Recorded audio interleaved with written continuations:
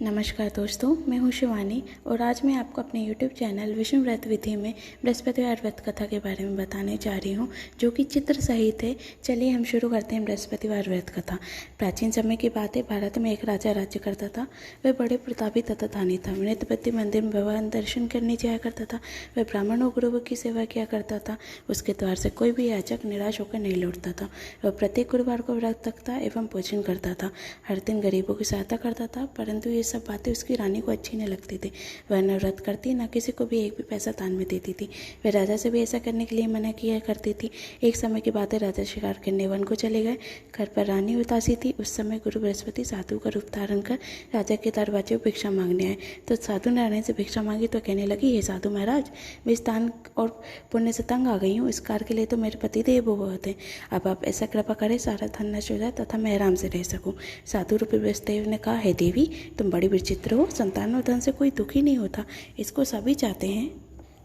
पापी भी पुत्र और धन की इच्छा करता है। अगर तुम्हारे पास धन आगे दिखे तो भूखे मनुष्य को भोजन करवाओ, ब्राह्मण लगवाओ, ब्राह्मणों को दान दो, धर्मशालाएं बनवाओ, कुआं तालाब बावड़ी आदि का निर्माण कराओ तथा नेतनों की कुंवारी कन्या का विवाह करो, सत्य यज्ञ आदि करो। इस प्रकार के कर्मों से आपके कुल का और आपका नाम परलोक में भी सार्थक होगा एवं तुम्हें भी स्वर्ग की प्राप्ति होगी। परंतु रानी साधु से इन बातों से खुश नहीं हुई और उसने कहा, हे साधु महाराज, मुझे ऐसे धन की आवश्यकता नहीं जिसको आन लोगों में दान देते फिरूं तथा जिसको रखने और संभालने में ही मेरा सारा समय नष्ट हो जाए।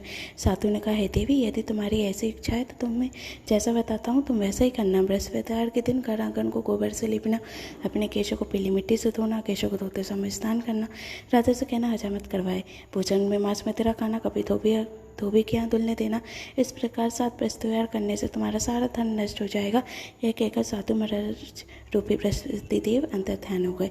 रानी ने साधु के कहने अनुसार 7 बृहस्पतिवार तक वैसा ही करने का विचार किया। साधु के बताए अनुसार कार्य करते हुए केवल 3 बृहस्पतिवार ही बीते थे कि उनकी समस्त धन संपत्ति नष्ट हो गई। भोजन के लिए दोनों समय परिवार तरसने लगा तथा सांसारिक भोगों से दुखे रहने लगा। तब राजा रानी से कहने लगे, हे रानी, तुम यहाँ रहो, मैं दूसरे देश को जाता हूँ, क्योंकि यहाँ पर मुझे सभी मनुष्य जानते, इसलिए मैं यहाँ कोई काम नहीं कर सकता। मैं अब प्रदेश जा रहा हूँ, वहाँ कोई काम धंधा करूँगा, शायद हमारे भाग्य बदल जाए। ऐसा कहकर ज़्यादा प्रदेश चला गया। वह जंगल से लकड़ी काट कर लाता और शहर में बेचता। इस तरह जीवन व्यतीत करने लगा। इधर राजा के बिना रानी उदासी दुखी रहने लगी। किसी दिन भोजन मिलता, किसी दिन जल ही पीकर रह जाती। एक समय रानी उदासी को 7 दिन बिना भोजन के व्यतीत करने पड़े।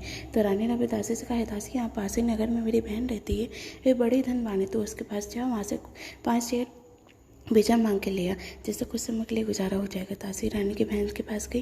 रानी की बहन उस समय पूजा कर रही थी। बृहस्पतिवार का दिन था। दासी ने रानी की बहन से कहा, हे रानी, मुझे आपकी बहन ने भेजा है, मुझे 5 शेर भेजा दे दो। दासी ने बात करने एक बार कही, परंतु रानी की बहन ने कोई उत्तर नहीं दिया, क्योंकि वह इस समय बृहस्पतिवार की कथा सुन रही थी। जब दासी को रानी की बहन से कोई उत्तर नहीं मिला तो उसे बहुत दुखी हुई। उसे क्रोध भी आया। वह लौटकर रानी से बोली, रानी जी, आपकी बहन बहुत घमंडी है, छोटे लोगों से बात भी नहीं करती। मैंने उससे कहा तो उसने कोई उत्तर नहीं दिया। तब रानी ने बोला, हे दासी, इसमें उसका कोई दोष नहीं। जब बुरे दिन आते तब कोई सहारा नहीं देता। अच्छे बुरे का पता विपत्ति में ही लगता है। जो ईश्वर की इच्छा होगी वही होगा। ये सब हमारे भाग्य दोष है। उधर रानी की बहन ने सोचा कि मेरी बहन की दासी आई थी, परंतु मैं इससे नहीं बोली, इससे वह बहुत दुखी हुई होगी। अंत में कथा सुना, विष्णु भगवान का पूजन समाप्त कर वह अपने बहन के घर आई और कहने लगी, हे बहन, मैं बृहस्पतिवार का व्रत कर रही थी, तुम्हारी दासी हमारे घर आई थी, परंतु जब तक कथा होती है तब तक हम लोग न उठते न बोलते हैं, इसलिए नहीं बोली। कहो दासी क्यों गई थी? रानी बोली, बहन, हमारे घर में अनाज नहीं था। वैसे तुमसे कोई बात छिपी नहीं है, इस कारण मैंने दासी को तुम्हारे पास 5 शेर भोजन लेने के लिए भेज दिया। दासी की बहन बोली, बहन देखो, बृहस्पतिवार भगवान सबकी मनोकामना पूर्ण करते। देखो, शायद तुम्हारे घर में भी अनाज रखा हो। यह सुनकर दासी घर के अंदर गई और वहाँ से एक घड़ा बेजर का भरा हुआ मिला। उसे बड़ी हैरानी हुई, क्योंकि उसने एक एक बर्तन देख लिया था। उसने बाहर आकर रानी को बताया। दासी अपनी रानी से कहने लगी, हैरानी, देखो, जब हमको वहाँ पर अन्न नहीं मिलता तो हम रोज ही व्रत करते हैं। अगर इनसे व्रत की विधि कथा पूछ लिया है तो हम भी कर लिया करेंगे। दासी के कहने पर रानी ने अपनी बहन से बृहस्पतिवार व्रत के बारे में पूछा। उसकी बहन ने बताया, हे रानी बहन, बृहस्पतिवार को सूर्योदय से पूर्व उठ के स्नान करके बृहस्पतिवार का व्रत करना चाहिए, लेकिन उस दिन सिर नहीं धोना चाहिए। बृहस्पतिवार के व्रत में चने की दाल और मुनक्कों से विष्णु भगवान का केले के वृक्ष की जड़ से पूजन करें तथा दीपक जलावें। उस दिन एक ही समय भोजन करें। भोजन पीले खाद्य पदार्थ का करें तथा कथा सुने। इस प्रकार करने से गुरु भगवान प्रसन्न होते हैं, अन्नपुत्र धन देते हैं। इस तरह व्रत और पूजन की विधि बताकर रानी की बहन अपने घर लौट गई। रानी और दासी दोनों ने निश्चय किया कि वे बृहस्पति भगवान का पूजन जरूर कराएंगी। 7 दिन बाद जब बृहस्पतिवार आया तो उन्होंने व्रत रखा। गौशाला में जाकर चना और गुड़ बेन लाई तथा उसकी दाल से केले के जड़ में विष्णु भगवान का पूजन किया। अब भोजन कहाँ से आए, दोनों बड़ी दुखी हुई, परंतु उन्होंने व्रत किया था, इस कारण बृहस्पति देव भगवान प्रसन्न थे। वे एक साधारण व्यक्ति के रूप में 2 थालों में सुंदर पीला भोजन लेकर आए। वो दासी को देकर बोले, हे दासी, ये भोजन तुम्हारे और रानी के लिए, तुम दोनों करना। दासी भोजन पाकर बड़ी प्रसन्न हुई और रानी से बोली, रानी जी भोजन कर लो। रानी को भोजन के आने के बारे में कुछ पता नहीं, इसलिए वह दासी से बोली, चाह तू ही भोजन कर, क्योंकि तू हमारे व्रत में हंसी उड़ाती है। दासी बोली, एक व्यक्ति अभी भोजन दे गया है। रानी कहने लगी, वो भोजन तेल ले दे गया होगा, तू ही भोजन कर। दासी ने कहा, वह व्यक्ति हम दोनों के लिए 2 थालों में भोजन दे गया है, इसलिए मैं और आप दोनों साथ साथ भोजन करेंगे। फिर दोनों ने गुरु भगवान को नमस्कार कर भोजन प्रारंभ किया। उसके बाद से प्रत्येक बृहस्पतिवार को भगवान का व्रत और पूजन करने लगे। बृहस्पति भगवान की कृपा से उनके पास धन हो गया, परंतु रानी फिर पहले की तरह आलस्य करने लगी। तब दासी बोली, देखो रानी, तुम पहले भी इस प्रकार आलस्य करती थी, तुम्हें धन को रखने में कष्ट होता था, इसलिए कारण सभी धन नष्ट हो गया। अब गुरु भगवान की कृपा से तुम्हें धन मिला तो तुम्हें आलस्य होता है। बड़ी मुसीबतों के बाद हमने दान पाया है, इसलिए हमें दान पुण्य करना चाहिए। तुम भूखे मनुष्य को भोजन करवाओ, प्याले ब्राह्मणों को दान दो, कुआं तालाब बावड़ी आदि का निर्माण करो, मंदिर पर पाठशालाएं बनवा कर दान दो, कुंवारी कन्याओं का विवाह कराओ, धन को शुभ कार्यों में खर्च करो, जिससे तुम्हारे कुल का यश बढ़े तथा स्वर्ग की प्राप्ति हो और पितृ प्रसन्न हो। दासी की बात मानकर रानी ने इसी प्रकार के कर्म करने प्रारंभ कर दिया, जिससे उसका काफ़ी यश फैलने लगा। एक दिन रानी और दासी आपस में विचार करने लगी, ना जाने राजा किस दशा में होंगे, उनकी कोई खोज खबर नहीं। गुरु भगवान से उन्हें प्रार्थना की और भगवान ने रात्रि में राजा को सपने में आकर कहा, हे राजा, उठ, तेरी रानी तुझको याद करती है, अब अपने देश को लौट जा। राजा प्रातःकाल उठ कर जंगल से लकड़ी काट कर लाने के लिए जंगल की ओर चल पड़ा। जंगल से गुजरते हुए सोचने लगा, रानी की गलती से कितने दुख भोगने पड़े, राजपाट छोड़कर उन्हें जंगल में आकर रहना पड़ा, जंगल से लकड़ी काटकर उन्हें बेचकर गुजारा करना पड़ा। उसी समय उस जंगल में बृहस्पति एक साधु का रूप धारण करे और राजा के पास आकर बोले, हे लकड़हारा, तुम इस सुनसान जंगल में किस चिंता में बैठे हो, मुझे बतलाओ। ये सुन राजा कि नहीं तो हम जल भर आया और साधु की वंदना कर बोले, हे प्रभु, आप सब कुछ जानने वाले हैं। इतना कहकर राजा ने साधु को संपूर्ण कहानी सुना दी। महात्मा तो स्वभाव से ही दयालु होते हैं। वे राजा से बोले, हे राजा, तुम्हारी पत्नी ने वसुदेव के प्रति अपराध किया था, जिसके कारण तुम्हें यह दशा हुई है। तुम भी किसी प्रकार की चिंता मत करो, भगवान तुम्हें पहले से धन देंगे।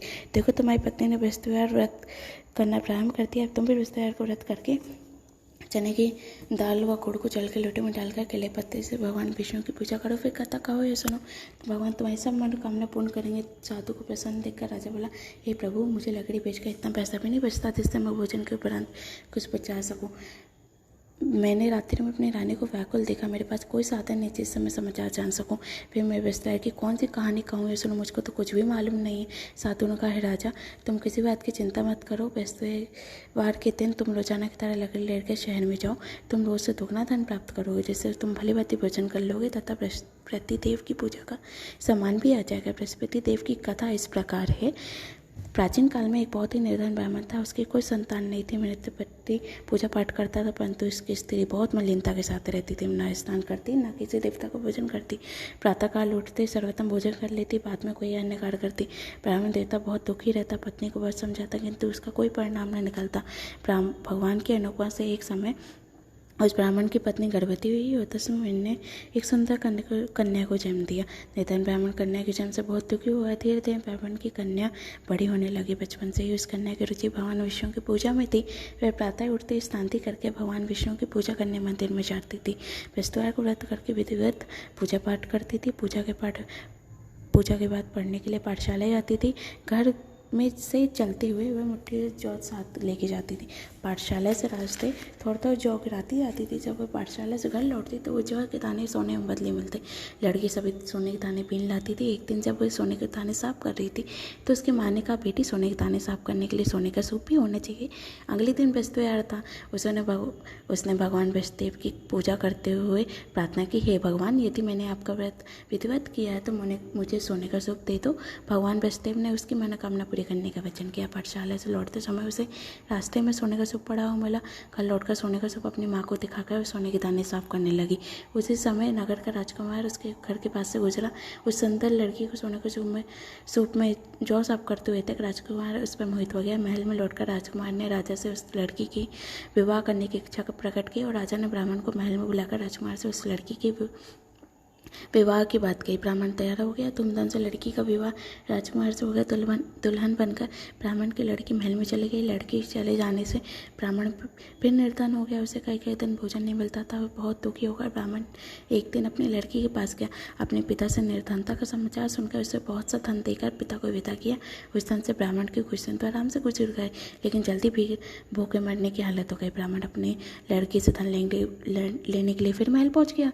लड़की ने पिता की बुरी हालत देखकर कहा, पिताजी आखिर आप कब तक मुझसे धन लेकर जीवन यापन करेंगे? आप कोई ऐसा उपाय क्यों नहीं करते जिससे आपका घर धन संपत्ति से भर जाए? ब्राह्मण ने कहा, मैंने तेरी माँ को बहुत समझा लिया, पर उसकी समझ में कुछ आता ही नहीं। उसका बूढ़ापन नष्ट होगा तभी तो निर्धनता दूर हो जाएगी। तब कुछ सोचकर लड़की ने पिता से कहा, पिताजी आप कुछ दिनों के लिए माँ को मेरे पास छोड़ जाओ। तब कुछ सोचकर ब्राह्मण पत्नी को लड़की के महल में छोड़ गया। लड़की ने अपनी माँ से कहा, माँ तुम कल प्रातः उठ के स्नान करके भगवान वसुदेव विष्णु जी की पूजा अवश्य करना। पूजा करने से तुम्हारी निर्धनता अवश्य दूर हो जाएगी।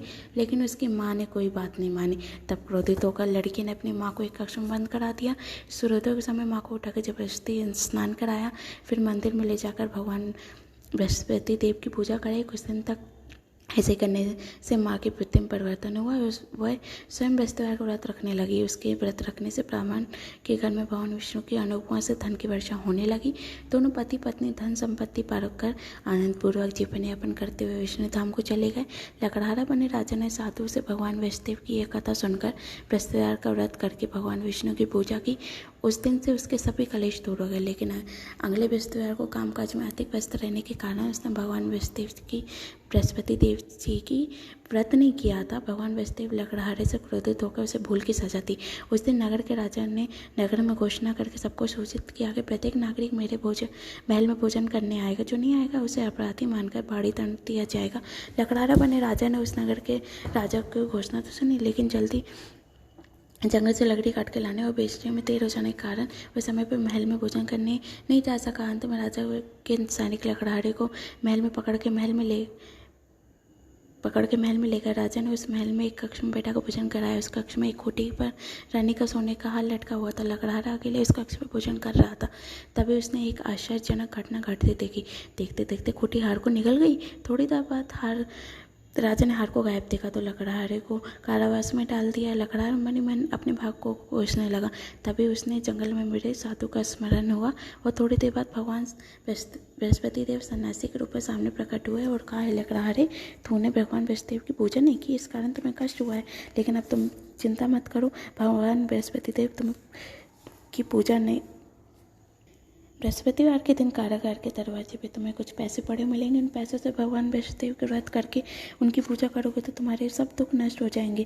बृहस्पतिवार के दिन दरवाजे पे पड़े मिले पैसे हो जाने और गुड़ मंगवा कर लकड़हारे ने बृहस्पतिवार की कथा कही तो भगवान बृहस्पति ने प्रसन्न होकर उससे नगर के राजा को सपने लकड़हारे को कारागार से मुक्त करने को कहा। सुबह राजा ने अपने कक्ष में आकर देखा कि खूंटी पर रानी का हाथ टंगा हुआ है। राजा ने लकड़हारे को मुक्त कर दिया और उसे धनाभूषण देकर विदा किया।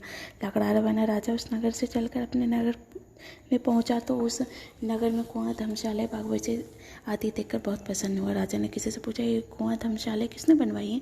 सबने उसे बताया, ये सब रानी उदासी ने बनवाए। राजा ने महल में पहुंचा तो रानी ने उसका बहुत भव्य स्वागत किया। तब राजा ने निश्चय किया कि सप्ताह में एक बार तो सभी बृहस्पति देव का व्रत तथा पूजन करते हैं, परंतु मैं प्रतिदिन व्रत किया करूँगा तथा दिन में 3 बार व्रत कहा करूँगा। अब राजा हर समय दुशाला में चने की दाल बांधे रहता तथा दिन में 3 बार बृहस्पतिवार की कथा कहता। और कुछ दिनों बाद राजा को अपनी बहन की याद आई। एक दिन घोड़े पर सवार होकर राजा अपनी बहन से मिलने चल दिया। अभी राजा नगर के पास पहुंचा ही था कि उसने कुछ लोगों को सब ले जाते हुए देखा। राजा को स्मरण आया, आज उसने किसी को बृहस्पतिवार की कथा नहीं सुनाई। राजा ने लोगों को रोककर कहा, भाइयों, आप सबको ले जाने से पहले मुझसे बृहस्पतिवार की कथा सुन लो। लोगों ने राजा को पर क्रोधित होते हुए कहा, तुम पागल तो नहीं हो? लेकिन कुछ बड़े बड़े लोगों ने कहा, अच्छा भाई साथी चलते चलते अपनी कथा सुना लो। राजा ने चलते हुए आती कथा सुनाई थी कि शव हिलने लगा। राजा की पूरी कथा सुनते ही शव उठकर बैठ गया।